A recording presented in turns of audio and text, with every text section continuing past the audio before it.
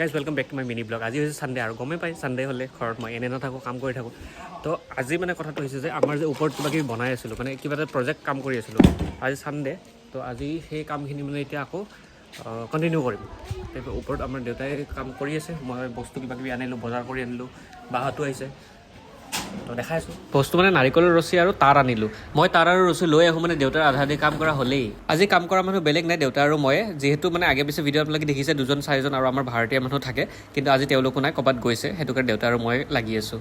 তো যিমানখিনি পাৰোঁ আগবঢ়াই লৈ যাব চেষ্টা কৰিম আজি। আমাৰ টিং লগোৱা অলমষ্ট কমপ্লিট হৈছে, কিন্তু কেইখনমান টিং মানে কম হ'ল, কাৰণ আমাৰ হিচাপত অকণমান গণ্ডগোল হ'ল। চ' গাইজ আজি বেছি নাবাঢ়িল কাম, অলমষ্ট আগবাঢ়িছে বাৰু। টিং চিং লগোৱা হৈছে, আৰু যিহেতু মই সময় নাপাওঁ তেনেকৈ, আৰু বাকী মানুহকেইটাও ইমান বেছি সময় নাপায়। দেউতাই যিমানখিনি পাৰে আগবঢ়াই লৈ গৈ আছে। আৰু আজি যিহেতু ছানডে আছিলে, মই ঘৰত আছিলোঁ, তো অকণমান লাগি দিলোঁ, অকণমান আগবাঢ়িছে।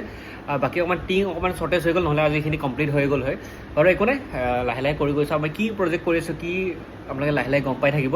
সেইকাৰণে আপোনালোকে চেনেলটো ছাবস্ক্ৰাইব কৰি থৈ দিব, আৰু যদি ফেচবুকত চাই আছে ফ'ল' কৰি থৈ দিব। তো এতিয়া বজাৰ আনিছিলোঁ, বাহঁতো আহিছে, ভিনদেউতো আহিছে।